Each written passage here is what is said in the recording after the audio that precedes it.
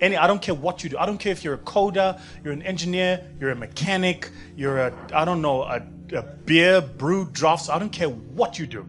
The single most critical skill you will learn as an entrepreneur, and it is 10 times more important than every other skill that comes after it, is sales. So if there's one excuse I never accept from entrepreneurs, is I can't sell. Then don't be an entrepreneur. There's many other, go be an accountant somewhere, go practice HR. You know, there are companies that have nice long meetings and cookies and biscuits and there's an agenda. Our world, we sell. And the second thing I want to say to your question is, I also hate entrepreneurs that have the idea that they've got to have runway before they start a business. And there's this pervasive culture now in South Africa. People go and create a business plan, and the business plan, I say, I need 18 months runway, and I'm going to raise capital in this 18 months runway. Whose runway? Where are you running? On whose money, right? Because somebody has to pay the piper.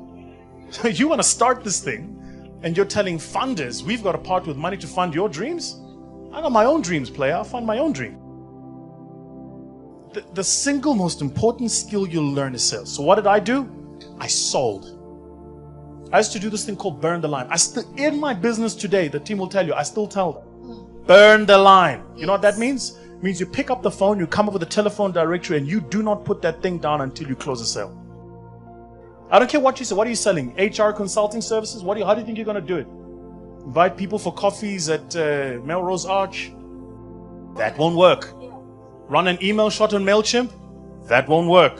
A clever little campaign on Twitter, Facebook? That will not work. Get on the phone, get a directory, pick up the phone, and dial the fucking number. It really is not that complex.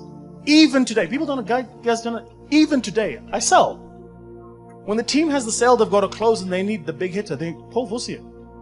And I will walk in and I will close. That's what I do. If you can't bridge that skill as an entrepreneur, everything else you learn is immaterial. The ability to develop now you guys, I feel like people are just distracted. Because you're designing websites and logos. You're doing profiles and what are you doing, guys? People are trying to short circuit. If you're an entrepreneur today and you've been in business for less than 3 years, a task for you when you leave here. When you leave here, designate one day in the week, designate a morning in that day. You start at 9, you finish at 11. You come up with a cold call list of 200. You know how I know? Because in 2 hours, you'll make 200 phone calls. And here's how the rules work in sales. It's 10 for 1. You make 10 phone calls, you get 4 appointments, 1 sale. But if you don't make the 10 phone calls, the 1 sale doesn't come. When you've done that, and you've got clients, and you're billing, and you're doing work, then you can worry about what's my website look like? What does my brand look like? Putting up an Instagram picture of you in your nice car. I was the very first speaker in South Africa to what we do call a sole designate, which means I went to all agencies in the country and I said to them, I don't want to work with you.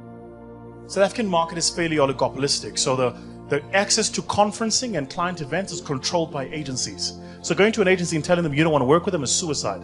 I went to all of them and I said, I don't want to work with you. I don't want you to touch my stuff. You don't represent me. Take all my stuff down on your website.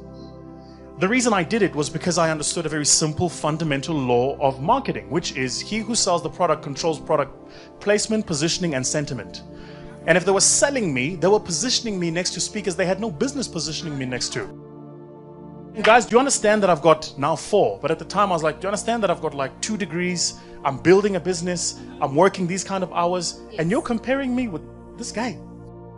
No. So take my stuff off. And when I did it, my price tripled. First thing I did is I got rid of these sort of third-party distributors. The second thing I did is I thought, and it's a great lesson for entrepreneurs to try. Just try this for yourself. If you ever lack motivation, just imagine your worst nightmare is coming true. Just imagine the worst nightmare coming true. Imagine you've got 0 money in the bank account, your biggest customer leaves you, and your biggest competitor doubles on revenue. What would you do?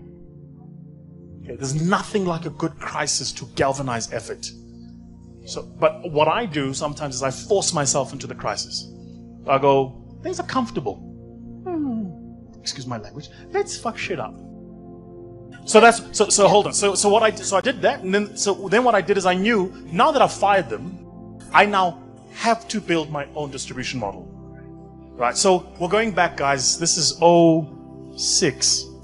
I went and registered Vusi as a trademark. Then Vusi Thembekwayo. Then got vusi.co.za. Then vusithembekwayo.com. This is before people even knew about websites. There was no Facebook, no Twitter back then. I went and did it. Then I went and found out where were the conferencing people going to conferences. They were all going to MICE and Saki and all and that's where I was. And that's where I positioned my brand. And it's an interesting thing. If you believe in the quality of your product, you don't need nobody to sell it for you. So I knew all I needed was one engagement. One would give me 4. Because in the room, there were 200 people. 4 of them need somebody for their next event. Those 4 give me 16. And then it's a multiple effect. So when I looked at it, I went and thought, why would I develop one product and then just statically deliver this thing? Same joke, same pause, same content. Doesn't make sense. So what I then started doing is I'd go, every single client that was booking me, I'd go and meet with them. I didn't understand it, but in my mind, I was building the network because the speaker the CEOs went, wait, he wants to meet with us. Yeah. The speaker speaking at our conference wants to meet. Why does he want to meet with us? He says he wants us to brief him. Brief him? About what? So then I go and meet. Now I meet Stephen Kossoff, who runs Investec. And I said, so tell me about your business. Tell me about what's happened. Tell me about where you started from. Tell me about the challenges you're facing. Tell me about the strategy of the firm. Tell me where you see it in 5 years' time. Who else gets this kind of access? I walk out, I've got a direct relationship. And then what I did, and it's still to this day, it's my competitive edge. Every single engagement, every single client is tailored. But you got to remember, I trained, 4 years as a classically trained public speaker. I won the world championship twice. My skill is I can develop a presentation yesterday, deliver today like I've done it for 10 years. That's what I do. So because of it, I can develop different presentations tailored and deliver them at a 99% efficacy each time. Most people can only do one because they have to rehearse it 1,000 times. Make sense? So when I built Motivate, I built it with a 0 marketing cost. 0. I had no marketing budget. For the first 6 years, we had no website. We didn't need a website. I traveled to Washington. I became a fellow at the Balanced Scorecard Institute. Why? Because in 2010, I was implementing Balanced Scorecard implementations long before people knew what Balanced Scorecard is. I've since forgotten what Balanced Scorecard is because my life has kind of moved on and now everybody does Balanced Scorecard.